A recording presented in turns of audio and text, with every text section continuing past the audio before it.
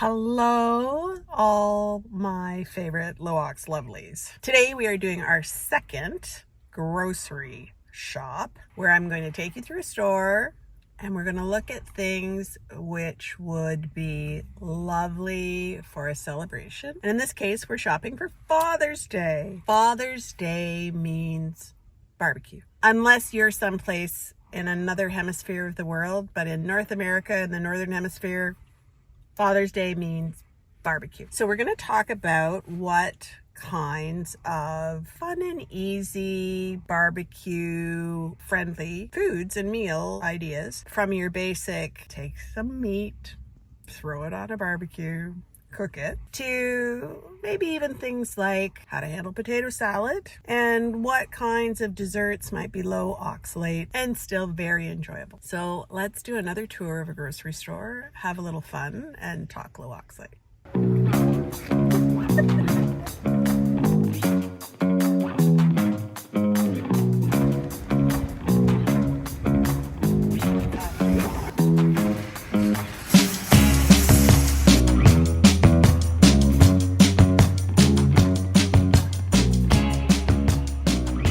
When it comes to summer fruits and vegetables, not much beats cucumbers.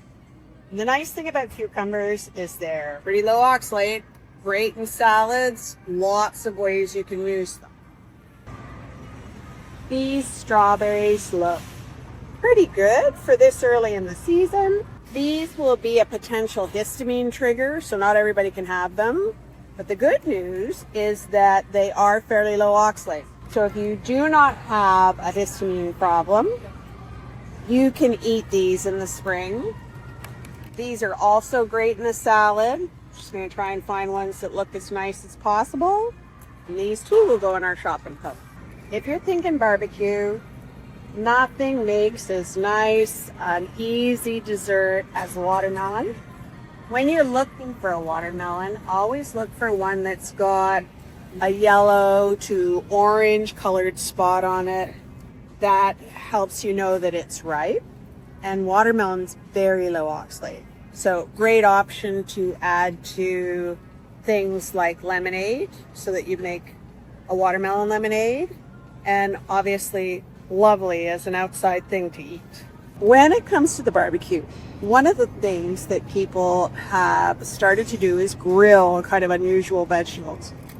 Baby Bok Choy, very low oxalate, great for grilling, and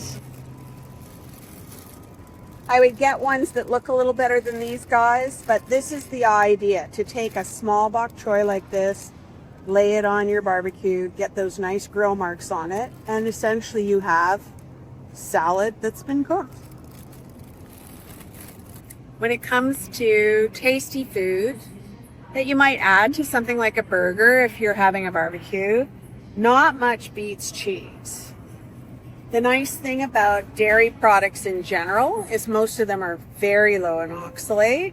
And if what you're doing is putting a lovely slice of a delicious cheddar on a burger, that's going to be low enough oxalate that you can eat it without having to worry about how much oxalate's in there. Wonderful on the barbecue, but also easy to cook is sweet corn on the cob. You can eat any kind of fresh niblet corn and it is considered low. The challenge is that other kinds of corn may not be as low as this.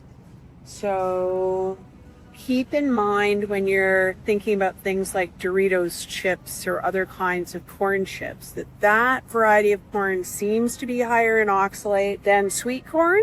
So why not just cook this on the barbecue, add it to a pot and boil it up and have that as your corn. That's going to save you a lot of issues with more oxalate than you might want to take in. When it comes to lettuce mixes, there's often lots in the store, and many of them can be quite good and quite low oxalate. This one is a new brand I haven't seen before, and it actually is a combination of just lettuce and micro mustard greens, and that would be low oxalate. And that's an interesting combination, might give you a different taste profile. We also have this one which says sweet and spicy.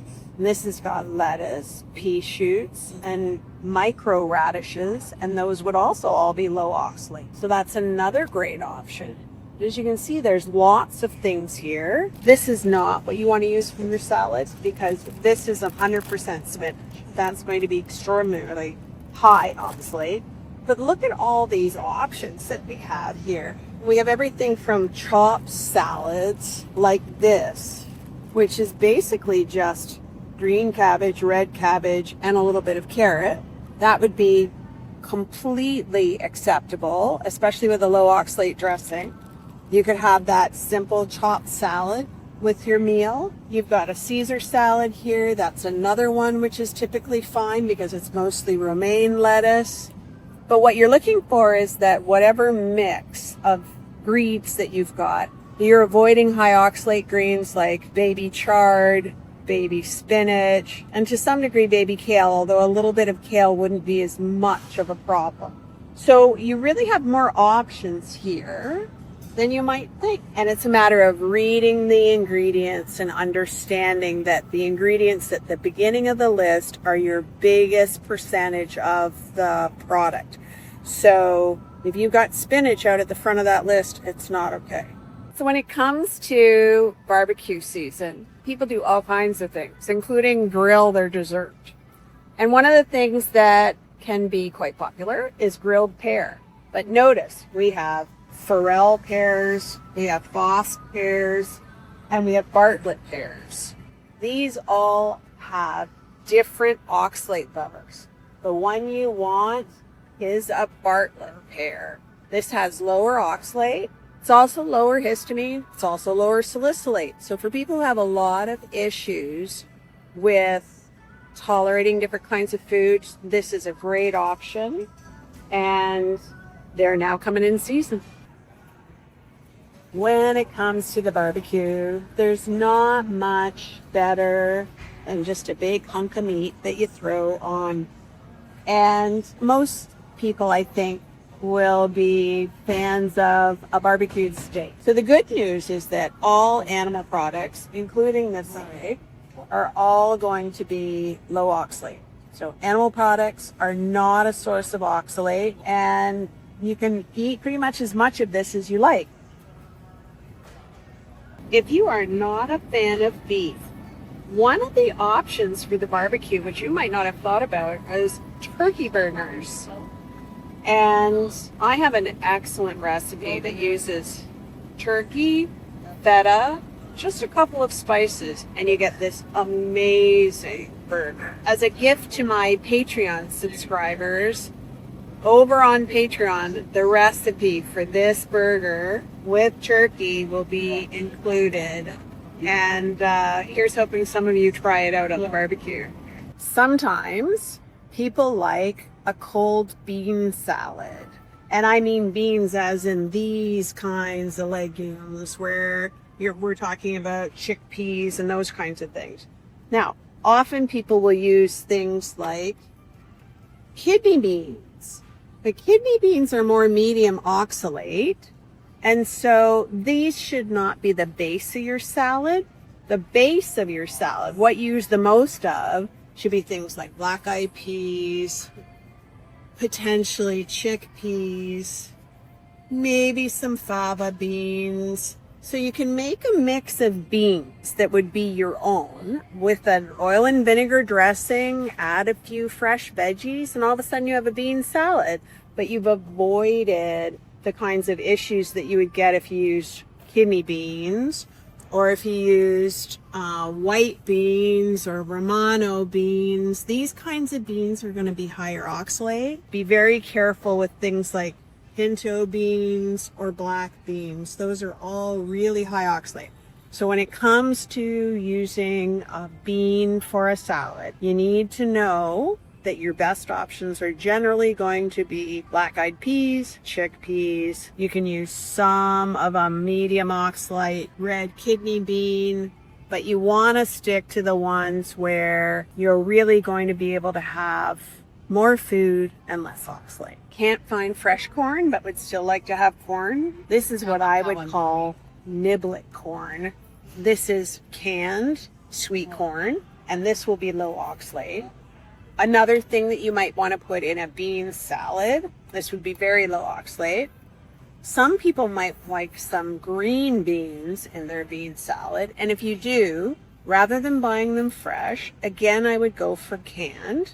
The canned beans get a chance to lose some of their oxalate into the canning fluid, and then you can use this in your bean salad. One of my best hacks, and it can be used in the summertime and it can be used in the wintertime, is going to be canned potatoes. And so these are actually sliced white potatoes. What you want in a canned potato is that it's been peeled and that hopefully it's in smaller dice. Slices are not bad, but I would prefer a diced. That again gives the chance for oxalate that's in the potato to leach into the water that it's been canned in.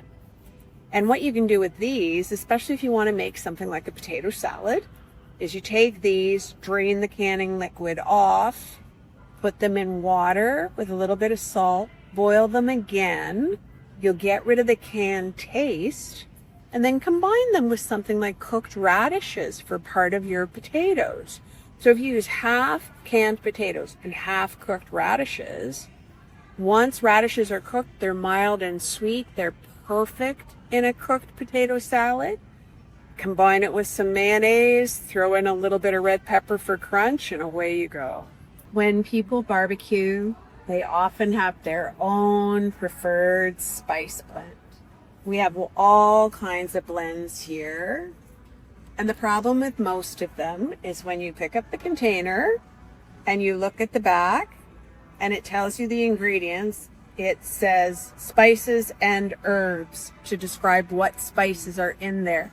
So you have no idea how much oxalate's in here. That's a bit of a problem. However, it can be very simple to make your own blend of spices that you would use on your own barbecued food. That could be as simple as a combination of something like garlic, a dried garlic with something like a coarse salt. You can hear the granules in here, so that you can put it in your own grinder and dispense your garlic and your salt with a big shaker over your food while it's cooking and get all that lovely cooked in flavor. I will have a spice mix recipe again for my Patreon folks, which will show you how you can put together your own barbecue seasoning mix. And for those of you who like a little bit of sweet, maybe we put a little bit of coconut sugar in it or maple sugar in it, and you'll get that kind of flavor that you want, but you'll know exactly what's in it. Typical burger fixings. The cheapest and easiest thing to have a barbecue with is burgers. One of the things that almost everybody uses is some form of mustard. Yellow mustard, Dijon mustard, these are low oxalate. So this is a great option for your burger. If you wanted to get a little fancy and do a honey version, you can do that. We've got maple here, that would also work. Other things that you can look at in addition to your traditional mustard would be things like ketchup. The problem with ketchup is that you have a lot of tomato in here and there's oxalate that adds up. I do have a homemade ketchup recipe where I reduce the amount of tomato, use some butternut squash, and we end up with a ketchup that's low oxalate and where you control the sugar. That can be a better option than one of these off-the-shelf ones. Things like Relish, which are also beloved in the burger and hot dog world. This is generally low oxalate. However, if you are somebody who has histamine issues or salicylate issues, this is not likely to work for you. That's where using something like a squash-based sauce, using one of my recipes, would give you an option that your system can handle. And we avoid the vinegar and try to get flavor in other ways. Of course, there is the ever beloved and many versions of barbecue sauce. Again, the problem with barbecue is the amount of tomato in here. From a health standpoint, I'm not a fan of the amount of sugar that's often in here. And it uses things like vinegar, which can be a trigger for histamine. So I do have squash-based alternatives where you handle the spicing. It can be as hot or as mild as you like. And that can give you more control over what you're able to put on your barbecued burger. It's worth mentioning that we have sometimes interesting new options like an apple butter barbecue sauce. This is not a tomato-based sauce. This is an apple-based sauce.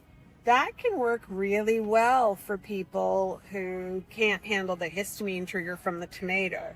We still have to navigate vinegar because that can be a histamine trigger for some people, but making your own version with spices, maybe starting with a applesauce and then tweaking it so that it works for you. Maybe we use a little bit of lemon juice for the sharpness that we're after to give it a little bit of bite. So that can be another option. May not be the one you get off the shelf, but I might have a recipe that would work for this. Note that sometimes it pays to read your ingredients because you might discover the ingredients are good. And so I was just looking at this brown sugar and maple barbecue sauce, and I thought I'd try and check out the ingredients. Interestingly enough, not a health food, but first ingredients are sugars, which include brown sugar, maple syrup, molasses, blackstrap molasses. All of these are low oxalate. There's some tamarind paste, another thing that's low oxalate. The next ingredient is water. The next ingredient is vinegar, and only after that do we get tomato paste. I suspect that this would be pretty low in oxalate overall and might be another really good option.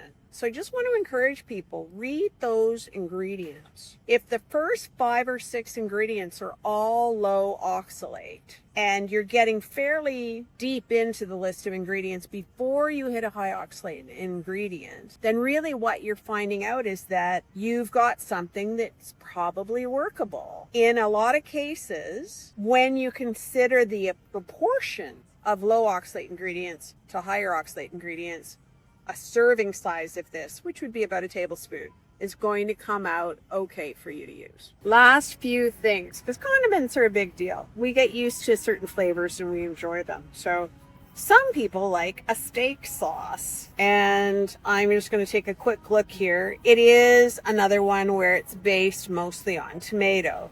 So again, this might not be the ideal steak sauce, but we could make a stronger tasting sauce, which is usually the difference between a traditional tomato ketchup or barbecue and a steak sauce, by using things like Bragg's aminos, again basing it more on a squash rather than a tomato, and doing some of the work by cooking so that we cook things down. Using spice extracts can give us some breathing space where we can get a little bit more flavor. So the idea being, maybe you can't have something you can just grab off the shelf, but maybe there's a good alternative. And interestingly enough, one of the things that I would normally put in my steak sauce recipe would be Worcestershire sauce. Worcestershire sauce is actually low per teaspoon, so you can work it into a recipe and it might give you some of the flavor that you're after. We do have to remember it does have some vinegar in it, so this is one of those things for people with histamine. And honestly, for people who are dealing with salicylate as well as oxalate, spices can be a real bone of contention. But even something as simple as a cooked down applesauce that's got more salt in it, so it has some of that savory, might actually get you some of the flavor that you're after. So we don't have to live with deprivation. We can really be expanding some of our tastes. We just need to know what's in those products. And in some cases, we don't know enough about what's in these products off the shelf. So you take that control back into your own hands if you're making your own. Last but not least, in the sauces that we could use for barbecue are things like Tabasco. which adds some heat. Now, this has actually tested very low oxalate. It's a great way to add a little bit of heat. And again, it will depend on your tolerance for vinegar because this is vinegar based. But in terms of oxalate, really low, which also reminds me that when you're thinking about spices to spice your barbecue food, cayenne is a way that you can add heat, and cayenne is also low oxalate. But one of my favorites happens to be Tabasco sauce. I'll work it right in. I have actually been known to put a drop or two of that in butter to drizzle over popcorn, and it's really good. So if you're thinking about fun food that you can have outside, and which is simple, and which is lower oxalate, adding a little bit of Tabasco might give you a little bit of fun too. We have talked salads, so let's talk dressings. I just spotted this, which is very interesting because it's actually based on mango, and there is no vinegar in this. So this would be a great dressing for somebody where vinegar might trip their histamine issues. Mango's low oxalate, so no issue there. So dressings can be another place where we can add some flavor, we can add some punch, and it doesn't have to be difficult. But what I would say is these are easy to make. And then again, we're back to you know exactly what's in there and you have control of it.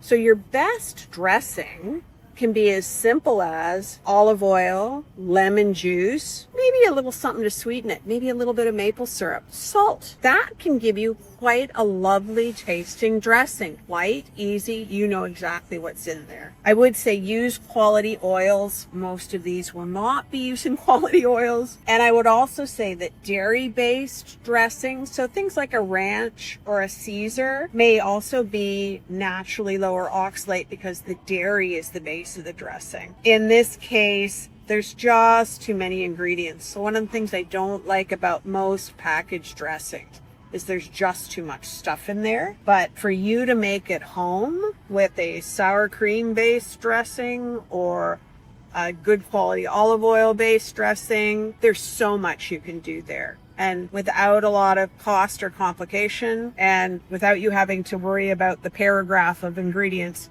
with the unpronounceable words. When it comes to desserts, what could be more traditional for a barbecue than ice cream? And you have lots of options. The challenge is really going to be what flavor are you going to pick? And what I would say is this: if it's a low oxalate fruit flavor, perfect. If it's vanilla, perfect. Could you have a little chocolate? Maybe. So let's say you wanted to have a little bit of chocolate ice cream. What I would do is buy one package of the chocolate, one package of vanilla, and have a scoop of each. That way, you're not overdoing the chocolate, but you're having a little of that flavor that you like. You've got the dairy that it's made with, so you get a little bit of support provided by the dairy. The dairy is mineral rich. We've got a food there which has got lots of calcium and other minerals in it. Those minerals combined with oxalate that is released during your digestion, and that can help you avoid absorbing some of that oxalate. So you might be able to have just a little bit of that chocolate ice cream, just not too much.